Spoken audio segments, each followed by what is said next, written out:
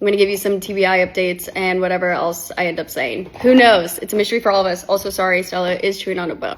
The obvious one, the bruising around my eye is gone, so that's a huge win for us. Very stoked about that. But my eye continued to protrude out of my skull for about 3 weeks. Like, look, this looks kind of normal. Bam. Not normal. Your girl knows her ankles. I don't know what to tell you. I was freaking out. I was convinced that my eye was gonna stay like that, and I still feel like it is protruding a little bit, but it has gotten a lot better. I still have double vision in the mornings, and I get double vision from the side. Like if I try to look to the side, I have a lot of like eye pain. It feels like my eye muscles are super strained. It hurts to like look around, and it gets really sore by the end of the day. I guess I'm just gonna take you back to Texas and just walk you through everything, because that's the best way for my brain to make. I stayed in Texas for 2 weeks, mostly because one, the pain was so excruciating that I couldn't imagine going into an airport.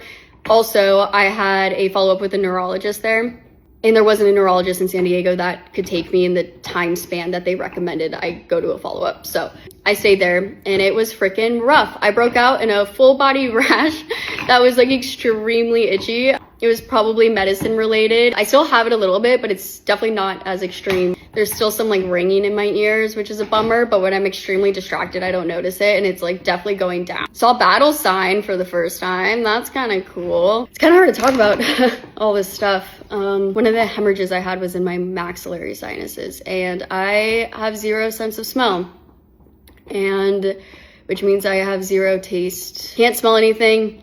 And I can taste like super salty things, but it just tastes like salt. It doesn't matter what it is.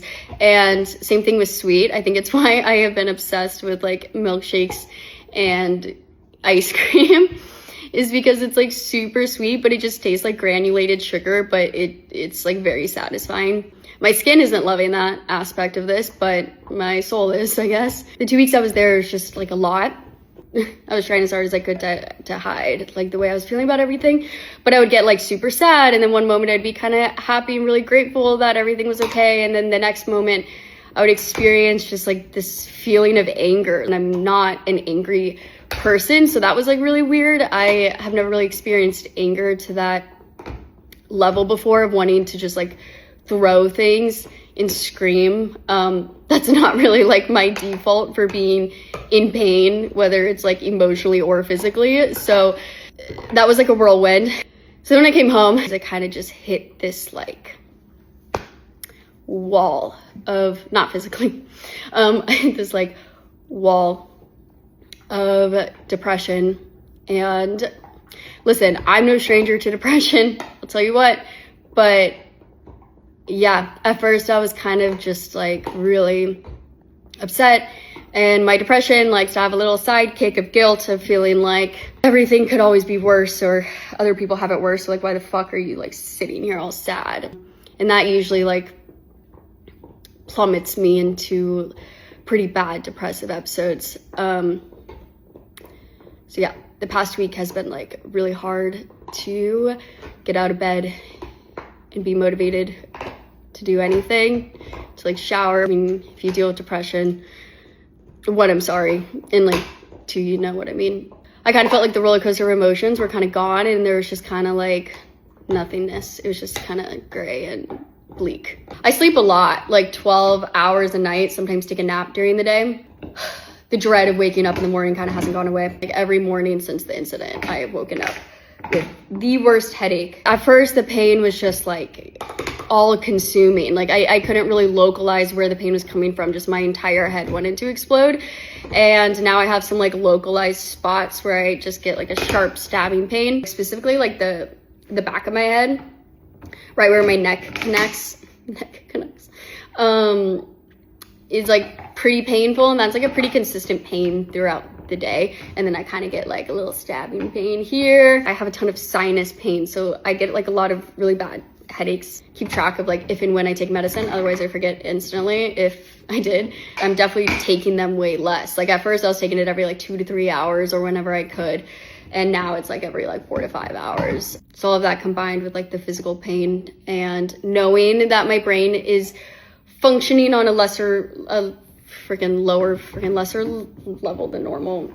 It sucks knowing that your brain can do so much more and it's just not. I dream about the incident I keep replaying it in my head. It's so fucking stupid. A lot of my coping mechanisms is like, one, cooking. I have zero interest in cooking and honestly kind of eating because can't like really taste anything.